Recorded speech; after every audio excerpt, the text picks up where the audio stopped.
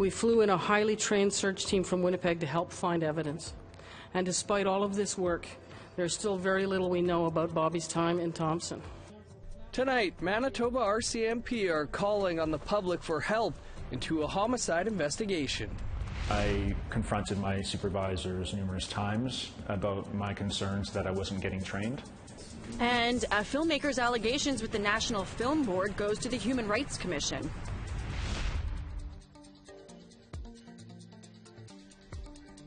Good evening. Welcome to APTN National News. I'm Dennis Ward. And I'm Melissa Ridgen. The family of Bobby Lynn Moose made a public plea for information surrounding her death. It's been about 3 weeks since the Cree woman's body was found in Thompson, Manitoba. RCMP ruled it a homicide, but little is known about her whereabouts prior to being found. Brittany Hobson reports. We are here as a group with a plea for help. Manitoba RCMP, along with the family of Bobby Lynn Moose, are looking for the public's assistance in solving the Cree woman's homicide. Moose's body was found on October 17th in the city of Thompson, about 760 kilometers north of Winnipeg. Police have spent the last 3 weeks trying to trace her final steps. Our investigators canvassed the surrounding area. We conducted over 300 interviews. We flew in a highly trained search team from Winnipeg to help find evidence. And despite all of this work, there's still very little we know about Bobby's time in Thompson. Moose was dropped off at the local Walmart by her sister on October 1st. Family says she split her time between Thompson and her home community of Nitchissawayachik Cree Nation, or Nelson House. The 29-year-old was a mother of 2. Bobby Moose was a kind, loving, caring person who would always have a smile and go on meeting new people either in Thompson or home in Nelson House. Police believed Moose stayed with friends or at the local homeless shelter when she visited Thompson. They previously released photos online of the clothing she was found in with hopes of getting some leads. They are now moving beyond social media. In the coming days, every house and every apartment in Thompson will be receiving a pamphlet with a picture of Bobby and a plea for information.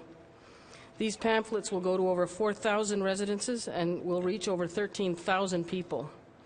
Assistant Commissioner Jane McClatchy says it's a rare move for police to resort to pamphlets, but it may reach some of the people Moose would have interacted with. If you think about a large number of people who are transient, who are perhaps living in shelters, who do not have access to televisions or internet or what have you, the pamphlets are a great way to do that. Moose's family urges anyone with information to come forward. Don't be scared to help by speaking up. There is help for people who give information and are worried about being caught up in any trouble. RCMP will also be putting up a billboard with Moose's photo in Thompson. Brittany Hobson, APTN National News, Winnipeg. Meanwhile, in northern Alberta, the RCMP are looking for 2 men in connection to the murder investigation of a young woman from Athabasca.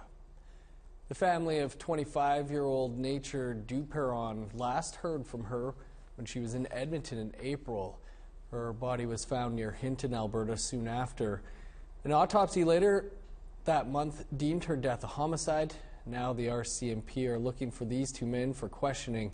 Anyone with information is asked to call the Hinton RCMP detachment, area code 780-865-5544, or Alberta Crime Stoppers at 1-800-222-8477.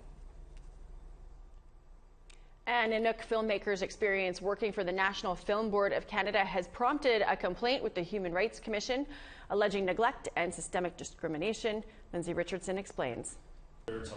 It was an opportunity filmmaker Stephen Pushkas couldn't ignore, a 3-month production internship with the National Film Board of Canada. I was really looking forward to working on a project about Inuit films and stories, and to be able to build my capacity as an associate producer. But the overall experience fell far short of initial expectations. He said he was consulted on projects unrelated to Inuit culture, wrote grant proposals and scheduled meetings while yearning for more frontline experience, even while assisting Alana Sabomsuin on an upcoming project. But I was mainly checking her email. Despite the creation of a 3-year Indigenous Action Plan in 2017, Pushkas says supervisors laughed at his aspirations and said it was unlikely he'd find work when the contract was up. I confronted my supervisors numerous times about my concerns that I wasn't getting trained. I wasn't getting many resources when it came to learning material for film production, film producing. So this is why we hope the case could be hopefully a test case with regard to systemic racism in employment. Foniemi from the Centre for Research Action on Race Relations says the NFB is bound by employment equity obligations by the federal government, but their practices need revision. This institution has an Indigenous plan of action that looks to create, among other things, other production and filmmaking opportunities for Indigenous filmmakers. And here is an Indigenous filmmaker who basically was hired but was not provided with the necessary condition to succeed. Pushkas alleges he was denied one-on-one meetings with his boss and that a non-Indigenous intern was given the same reading material he was previously denied. I thought that maybe she got that from her school or library, but I asked her where she got it from, and she said she actually got it from her supervisor, who was also my supervisor. But I never got books like those. Pushkas said he had no way to define his role as an associate producer, but according to the NFB website, the title is basically a courtesy credit, though it doesn't mean the person hasn't made a valuable contribution to the project. In a statement to APTN, the organization said, quote, "The NFB takes these allegations very seriously and is committed to a non-discriminatory working environment. Given that the complaint process before the Commission is ongoing, the NFB will not make any further comment at this time." Meanwhile, Niemi says he hopes this complaint will prompt continued development on the NFB's Indigenous collaboration policies. We seldom see Indigenous individuals coming forward with complaints of systemic discrimination in employment in the film and cultural industries. So this is why the case can hopefully raise the level of awareness and encourage others to come forward, and also compel many of these federal institutions and other cultural agencies to revise their employment practices. According to Niemi, the case will enter mediation at the end of the month. Lindsay Richardson, APTN National News, Montreal. A longtime advocate on social issues and human rights is bringing her message to the House of Commons. Newly elected NDP Member of Parliament Leah Gazan defeated Liberal incumbent Robert Falcon-Ouellette in last month's federal election. Gazan is our guest tonight on Face to Face, airing right after the news. It's deplorable in a country as rich as Canada that we have issues with homelessness, that communities, Indigenous communities, still don't have clean drinking water, and this current government's on its 8th non-compliance order to immediately stop racially discriminating against First Nations kids. We need strong voices bringing up these kind of issues and making a strong connections with people on the ground and the grassroots, and that's what I'm doing. That's what I hope to continue doing in the House of Commons.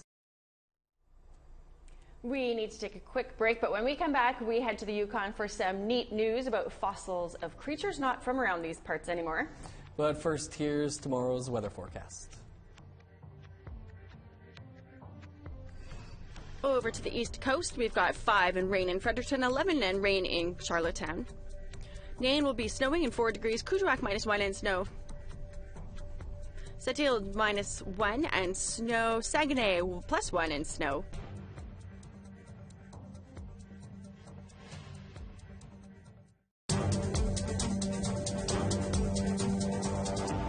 Welcome back. It occasionally occurs at museums in Canada. They offer to safeguard a collection until an Indigenous community is ready to bring artifacts home. But as Todd Lamourant explains, today's events at the Museum of History in Gatineau was a bit different. It was also a leap forward in the recognition by Canada of the Passamaquoddy community. These items ensure that future generations of Pescadumacud will know their history. It means that when I bring my granddaughter here next month, I can walk in and show her the items that her ancestors had created. They and about 200 other artifacts will be housed in the Museum of History. And the partnership between the museum and the Pescadumacud is also a powerful one of recognition. Cynthia Howland has difficulty describing the moment. And I'm usually a very articulate woman, and I cannot seem to get a grasp on my emotions to explain to you what I'm feeling. The pride in my council-in-chief and just in my people, yeah. Today is so important because Chief Hugh Akaji's community is not formally recognized by Canada. It sits on the border between New Brunswick and Maine and somehow slipped through the cracks. If you don't want to deal with border issues, if there's another tribe that you don't have to deal with, I think that's what it was all about. It was a convenient factor of just saying if they don't exist, we don't have to deal with all of the above. Chief Akaji is happy by the museum's acceptance. We're here because we were told we don't exist in Canada. But you are here to help me celebrate. You fellows have beat Canada to the punch. The museum's president and CEO is Mark O'Neill, and he had no hesitation in partnering with a non-status group. None whatsoever. There's the museum has a broad mandate to work with communities. The museum purchased the entire contents of a hunting lodge and will hold the artifacts in trust until the Pescadumacud can take them home. Because we don't have the facility to protect this, and it will come. That's another one of the dreams, if you will. Another dream is federal recognition. In the meantime, Chief Akaji and his community knows who they are. We're not going away. We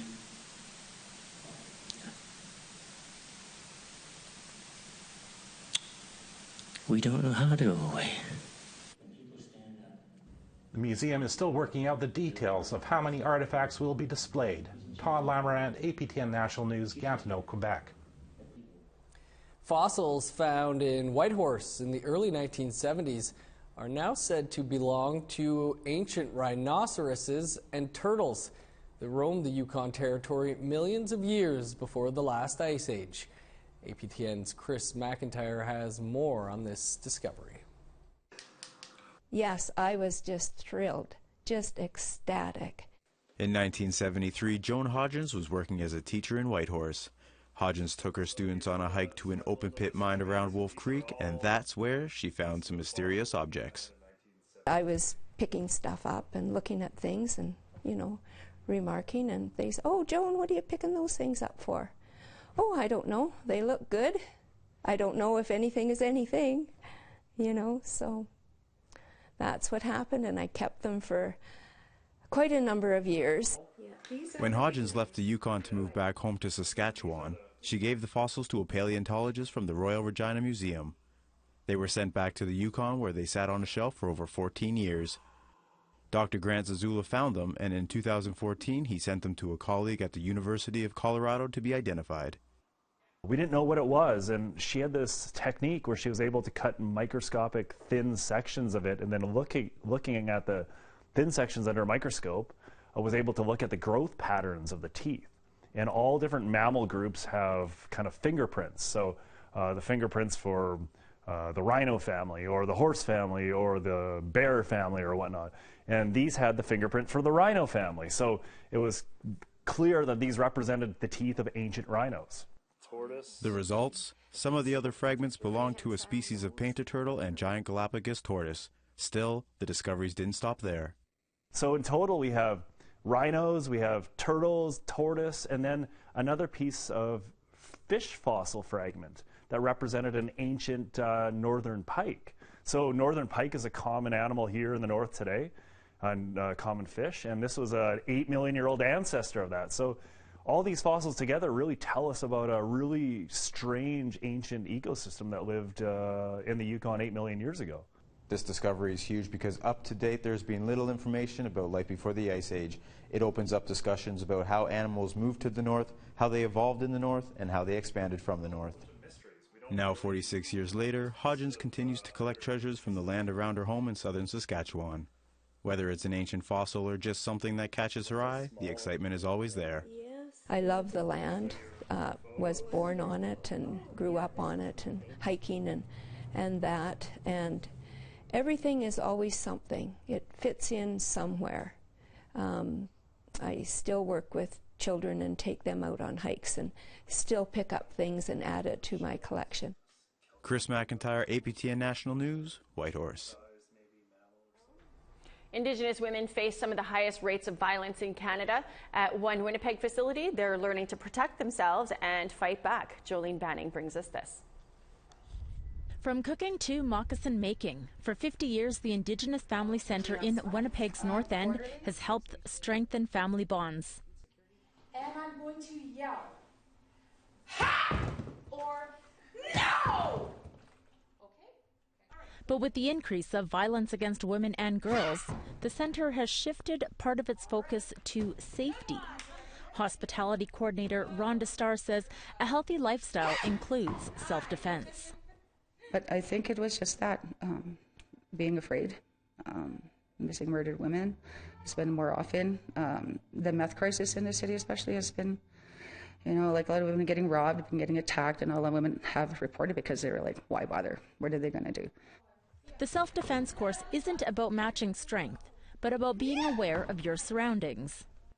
It's like you couldn't go anywhere without feeling you're going to be attacked, feeling like you had to always watch for your back, never feeling that safe spot inside yourself. I used to feel like that, but then that's kind of changing because I've become more aware of my surroundings. I know how to carry myself.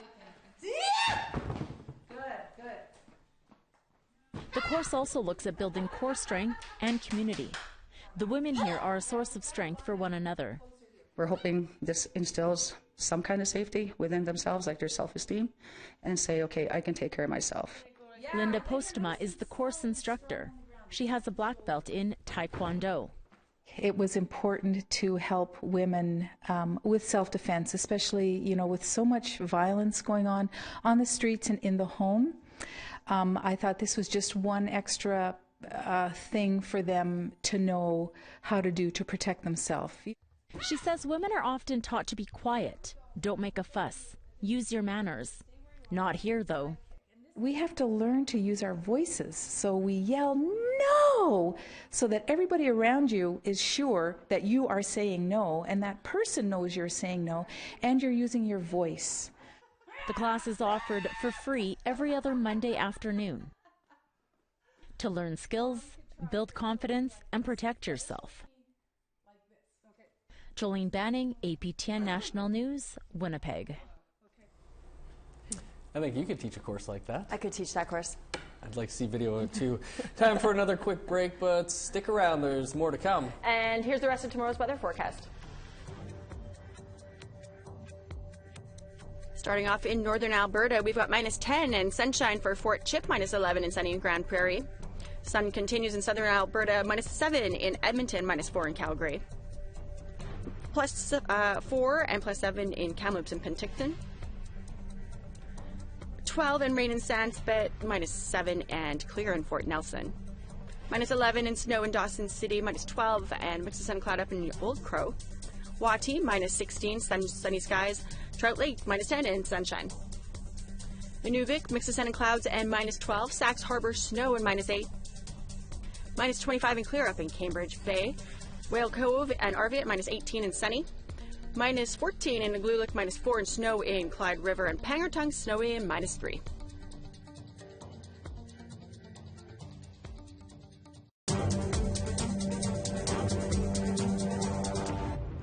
Welcome back. On December 16th, Monica Ille will become the first woman to lead APTN when she takes over as the network's CEO. She's worked at APTN for 16 years and is currently the Executive Director of Programming. We spoke with her earlier. Monica, congratulations on the promotion. Can you tell the viewers a little bit about yourself? Yes, thank you, Dennis. Well, Monica Ille, I'm Abenaki from the community of Odanak, and I'm the Executive Director of Programming and Scheduling at APTN. I've been here for the past 16 years now, mostly working in programming, and I have a background in production and in communications. Well, as we all know, the television landscape has changed drastically over the years. Can you give us a little insight on your vision going forward? Yes, well, what we have to do is really reach the audience where they are and meet their needs, so really going to them. So they're not going to come to us necessarily between 5 and 6 p.m. or between 9 a.m. and noon, so find ways to reach them. So we launched APTN Lumi, our OTT platform, October 1st. So that's one way of reaching them, and going beyond that, really go to them, seeing to our communities, going on their location, going to see them and talk to them, really have this more profound relationship with our communities. Any words of advice to our viewers who would like to break into the film or television industry?